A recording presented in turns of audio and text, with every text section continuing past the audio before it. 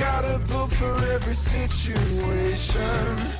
Hi people I love, welcome back to MG's Library. My name's Mary Grace and this is my library. Guys, we are just coming full circle with this video today, guys. Like, so full circle. It's making me so happy. My little heart's so warm. First of all, how are you all doing? Life is good at the moment. I hope it is the same for you. We are going to be continuing on with this series here on MG's Library where we match songs to books. I have done Fleetwood Mac songs as books, Harry Styles songs as books, and my own songs as books. And today, guys, we are going to be matching my favorite songs of the year with books. These are like some of my favorite videos to make because I get to like take out every creative part of myself and put it into a video, and I really like it. And y'all seem to really like these, so it's just the perfect mixture. But let's just get right into it. Y'all know what to do. Grab your beverage. You know I have mine in my new mug. It says Bookworm. And let's get right into it.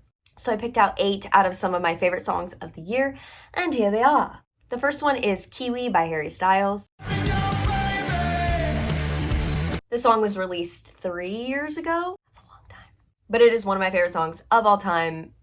It's so good. In this song, Harry talks about a woman who is super independent. She doesn't need anybody. She's very confident in herself. The line that Harry repeats over and over again is, "I'm having your baby, it's none of your business." And I always took this line as, this is a woman who, in theory, is pregnant and does not need you. Like, no matter who you are, like, it's absolutely none of your business.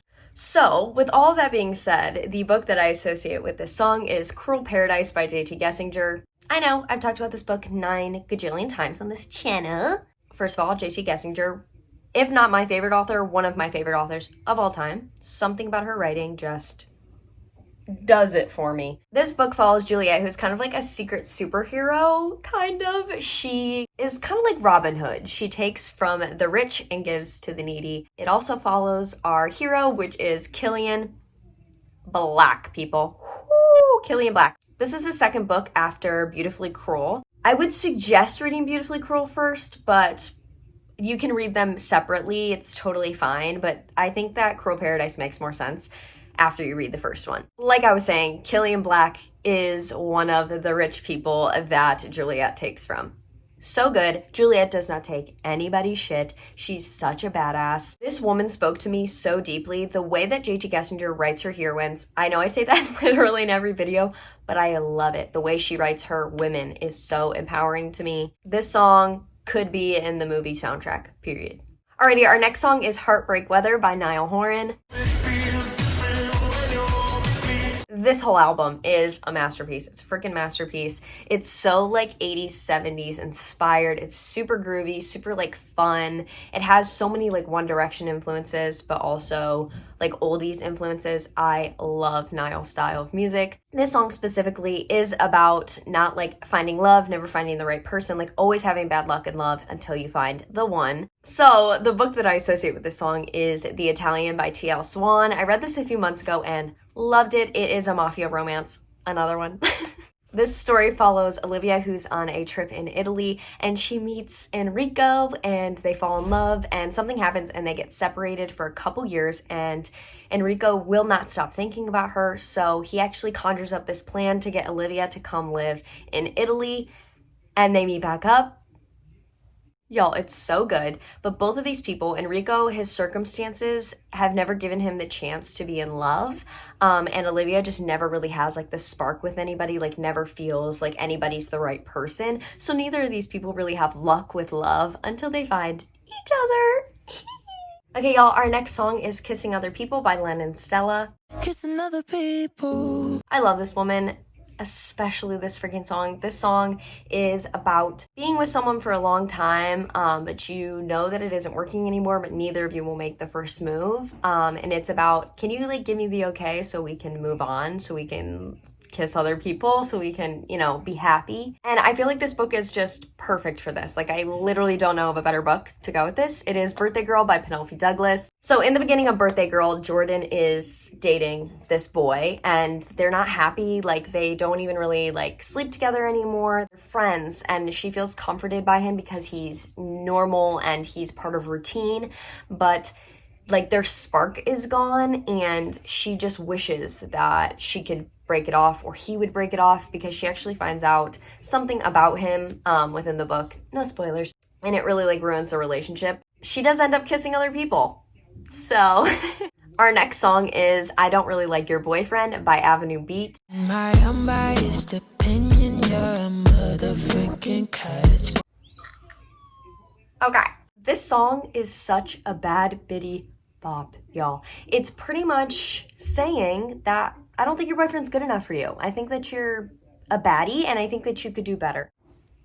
Girly, you have the whole world. There's billions of men or women. Here's the song for that. The book that I think fits so freaking perfectly with this is The Selection by Kira Cass. Y'all, have you ever read this book? Come on now. America, our girl America is dating Aspen. They're in love. They think that the world revolves around their love. They are everything until she meets Prince Maxon. Because guess what? Aspen is not all he's cracked up to be. And we can tell that from the beginning. He's pretty prideful. I wish I could sing this song to America so many times in this book. Alrighty, our next song is Love You Goodbye by One Direction. Go on, twist the knife. This is one of my favorite One Direction songs ever. Something about it.